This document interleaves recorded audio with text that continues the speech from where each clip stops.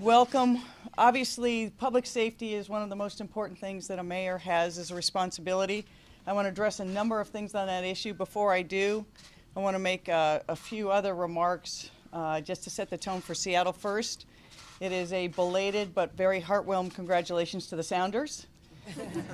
We are very pleased that we will be competing for and actually winning the cup again in Toronto, and I will be having a wager with the Mayor of Toronto as soon as I find out what's legal. Go for it.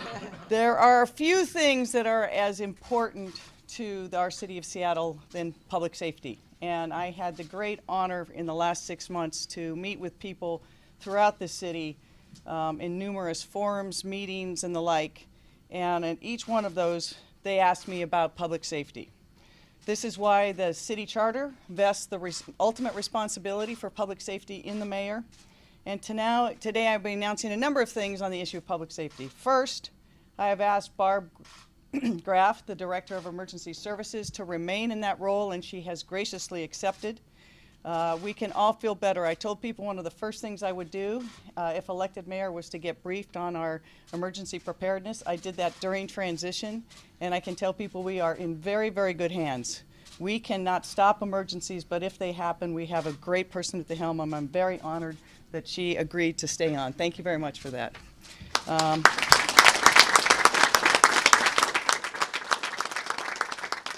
I also asked Chief Scoggins, Chief of the Seattle Fire Department, to stay on to serve the people of Seattle. He's agreed to do so. The job of firefighter has become increasingly difficult in our city. Not only are they tasked with the increasing pressures put on a city experiencing this growth, but the increasing problem and crisis we have with homelessness also presents more challenges to our fire department. They often are the first line of health care for those who are suffering and experiencing homelessness. They also have to respond. For example, just this weekend we had 4 fires created by people who were considered transients or experiencing homelessness. 2 of those presented significant public safety concerns. So we rely on the fire department every day to keep us safe in every neighborhood. And I recognize also the challenge that every firefighter faces. So thank you, Chief, for agreeing to continue to serve in that role.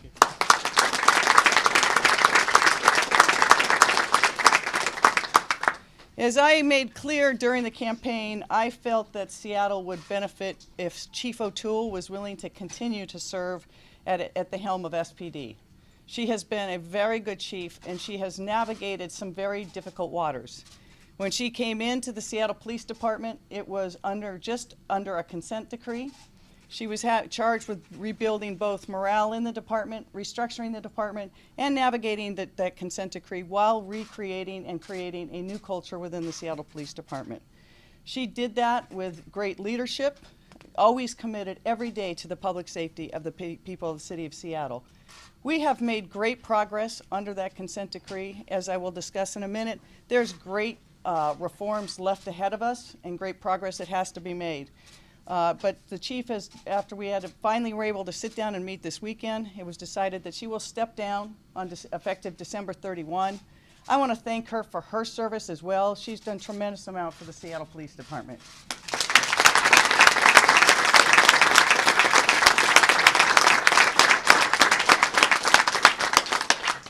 One of the other things that the chief did is what every good leader does. She made sure that she had a good team behind her, and she has worked in the last 3 years to build that team. And so with that, I'm also able to appoint a key member of that team, Deputy Chief Carmen, who will be stepping in on January 1 to serve as the interim permanent chief of the Seattle Police Department.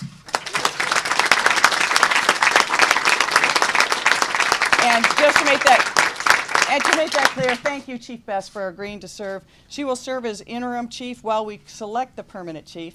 Her role as interim chief will not preclude her should she decide to herself apply for that position.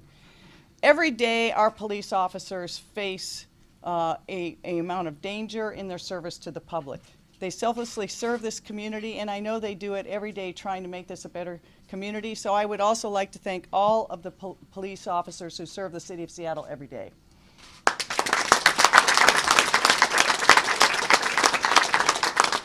So appointing a new chief obviously is one of the most important decisions that a mayor can make.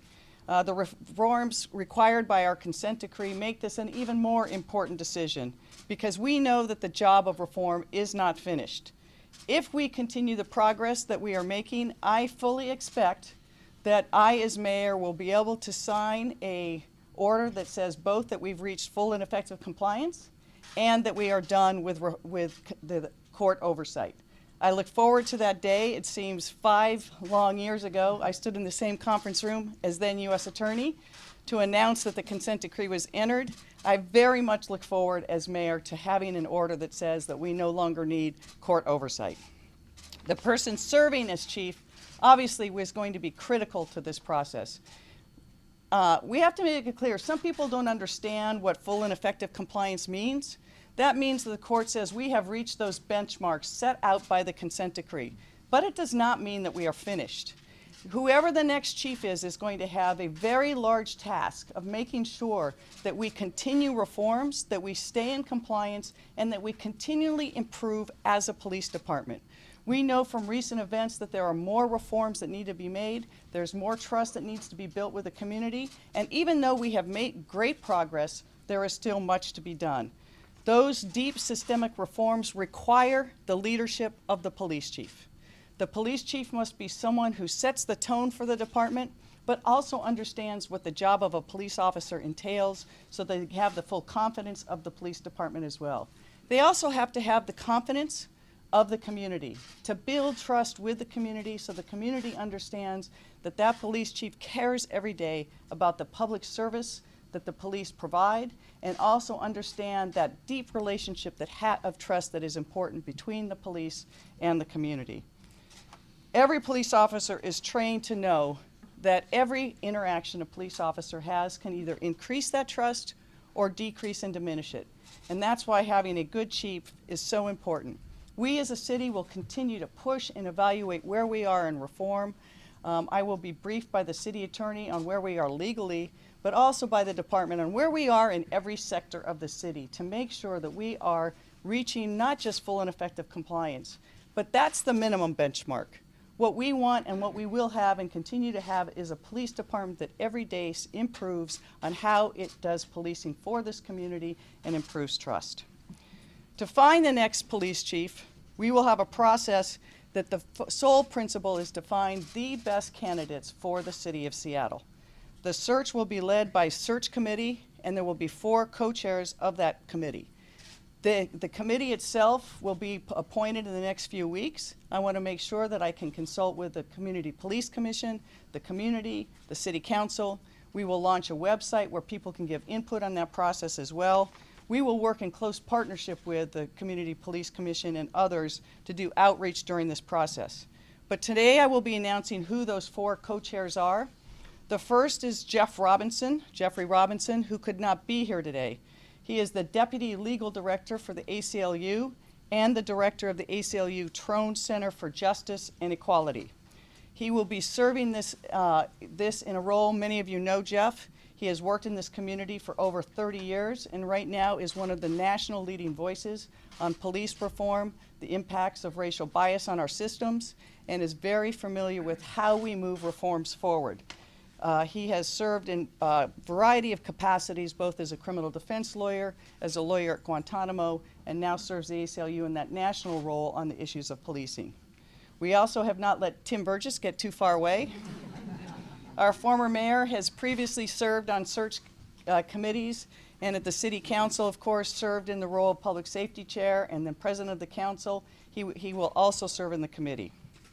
Colleen Echohawk, who is here today, and is also a member of my transition committee, will serve as one of the co-chairs. She is currently director of the Chief Seattle Club and a member of the Community Police Commission. I've known Colleen for some time. She will bring a great perspective to this role and is committed to having the best policing possible for all communities in the city of Seattle.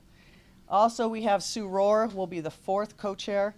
Many of you know Sue Rohr. She is very familiar with the challenges facing policing here in Seattle.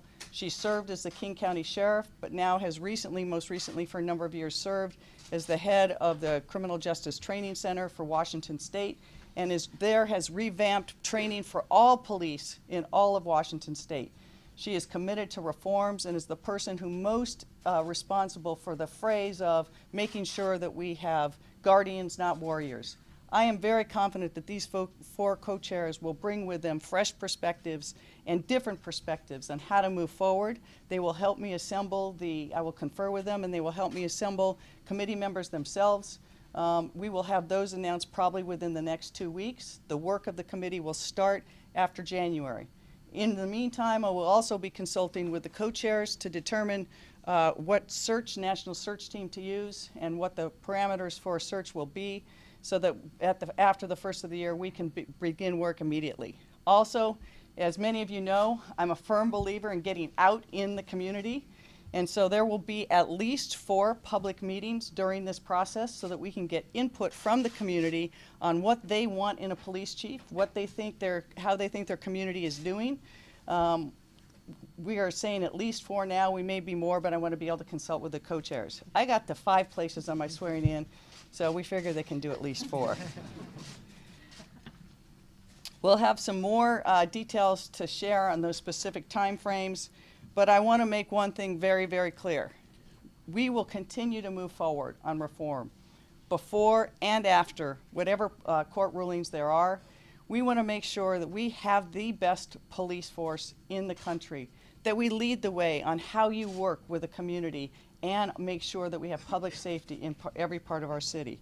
I will have other announcements to make on changes in my cabinet. I do just want to note one thing, that this morning I did accept the resignation of CEO General Manager Larry Weiss and have appointed Jim Baggs as the interim acting of City Light. We'll take questions on that later. I have also asked Mami Hara to continue at Seattle Public Utilities. She has agreed to do so. We're very happy for that. I'd now like to give Chief O'Toole some moments to address you. She'll then come back to me. We'll hear from Chief Best, and then I'll take some Q&A. So I will now give Chief O'Toole the moment. I just want to again a personal note. When I was U.S. Attorney, right at the end of my phase, Chief O'Toole came in as Chief of Police. I was able to work with her only for a period a few months before I left. She said, now turnabout is fair play. And so furthermore, my heartfelt personal thanks to Chief O'Toole for all she has done for the city of Seattle and for the department while she's been chief, and we wish her only the best. Chief?